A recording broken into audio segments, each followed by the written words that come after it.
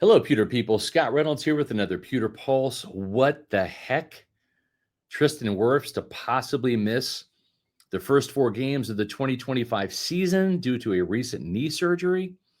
Well, that was the news bomb that was dropped by our good friend Rick Stroud of the Tampa Bay Times on Wednesday. I've been able to confirm that report, and there is a chance that Worfs could miss the start of the season, possibly up to 4 games, if he goes on the PUP list, and that stands for the physically unable to perform list. And that's the topic of today's Pewter Pulse and what the Buccaneers will do about it.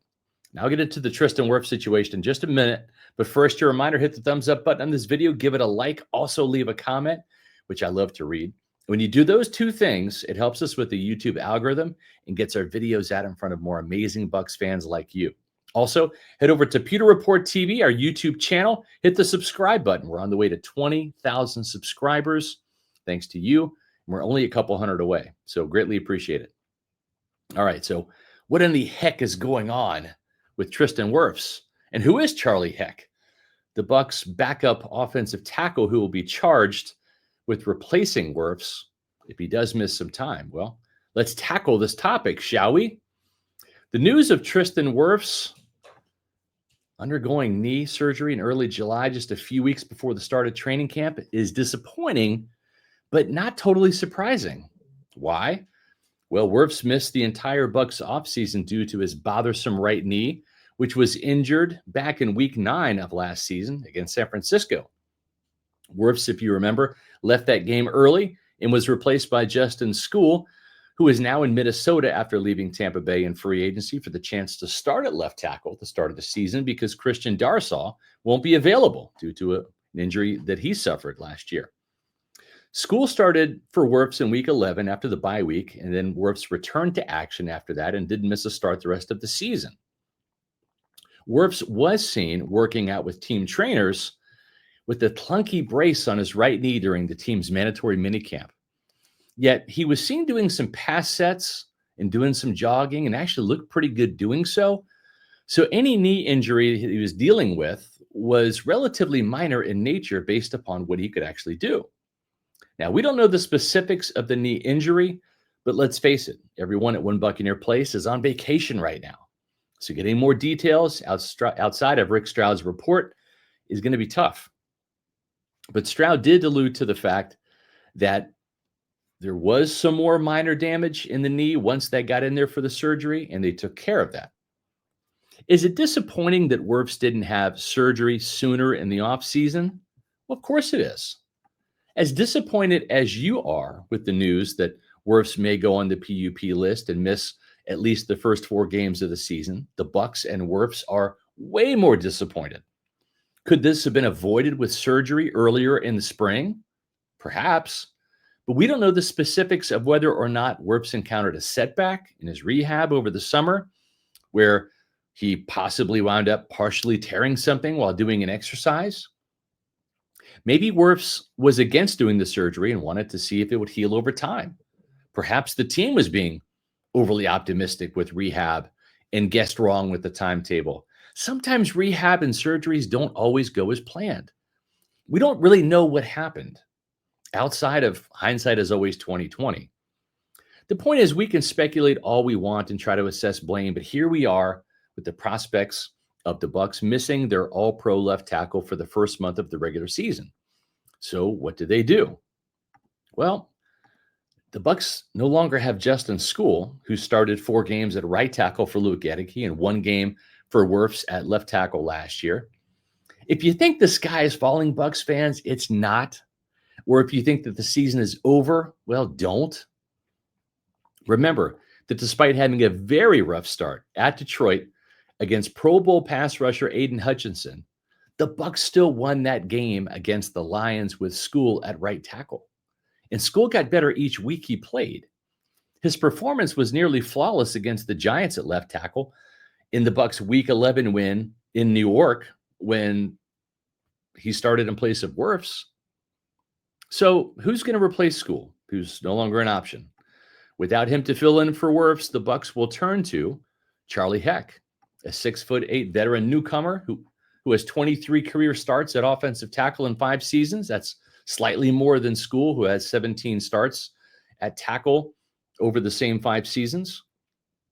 When School arrived in Tampa Bay, he was not nearly as good as he is now due to the tutelage of Bucs offensive line coach Kevin Carberry. And the team is excited to see what Carberry can do with Heck. Now, that was communicated to me back in March when the Bucs signed Heck after liking his film and his upside, not just recently, given the news about Worfs.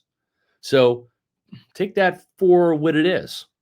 That was a vote of confidence in both Heck and Carberry way back then when he was first signed. Now, I've seen a few crap offensive line coaches, if I'm being honest, in my 30 years of covering this franchise. And I've seen some really good ones like Bill Muir, who was on John Gruden's Super Bowl staff. Kevin Carberry is an offensive line guru, the best I've ever seen. And I've heard from several long-term Bucs sources that say that Carberry is an offensive line savant and the best offensive line coach in franchise history. His offensive assistant, Brian Picucci, is also incredibly talented, and the two work with the offensive line incredibly well together. So before you think that the Bucs will tank with Worfs possibly missing the start of the season, trust in Kevin Carberry, folks.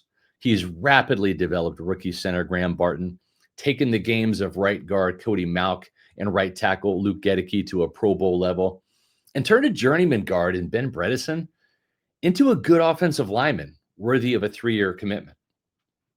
The silver lining in all of this is that time is on the Bucs side. Heck had all of the starting reps at left tackle during the OTAs and minicamp. He will take all of the first team reps during training camp. Have plenty of time in camp in the preseason to develop chemistry with Bredesen and quarterback Baker Mayfield. Carberry and new offensive coordinator Josh Grizzard will also have plenty of time to plan for life without Worfs for the first month of the season if he's indeed placed on the PUP list. Now, remember, when School stepped into the starting lineup in week 2 last year, he spent the entire camp and preseason with the number 2 offense and didn't have many reps with right guard Cody Mauch or any of the starters. Heck should be way more prepared for week 1 this year than School was last year in week 2 when he got his first start. Now, I know this is not ideal. Losing the best offensive player in Tampa Bay at the start of the season, and Tristan Wirfs, is not great. But the Bucs wound up actually being 4-2 last year in games where a starting offensive lineman missed an entire game, thanks in part to Kevin Carberry's mojo with the offensive line. The Bucs have a few weeks to go before the start of training camp. And remember, they have not designated Tristan Wirfs for PUP just yet.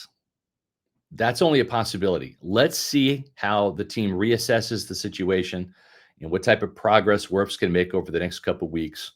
So maybe he doesn't miss the first 4 games of the season. We'll have to see. And we'll see if Tampa Bay winds up signing a veteran offensive tackle for training camp in the start of the season. That might be a clue as well in terms of how long Worfs is expected to be out and miss some time. That would probably be a wise course of action, though, for Jason Light and Rob McCartney to do that, to get another veteran offensive tackle into camp. Because an injury right now to Charlie Heck or Luke Gedeke would be disastrous, especially with Tristan Wirfs not being available. The good news is this was a relatively minor surgery for Tristan Wirfs, so he's not going to be out for the year or probably miss, the entire half of the season, the first half of the season. There will be some challenging edge rushers for Charlie Heck to deal with in the first 4 weeks. There's no doubt about that. Atlanta drafted a couple. Houston's got a pair of bookend pass rushers and Danielle Hunter and Will Anderson. The Jets have a couple of really good pass rushers in Will McDonald and Jermaine Johnson. The Eagles, they've got a good front too. So we'll see how things work out. And most importantly, we'll see how Heck performs in camp in the preseason before we predict some doom and gloom, Bucs fans. Let's give Kevin Carberry some time to work his magic first, shall we?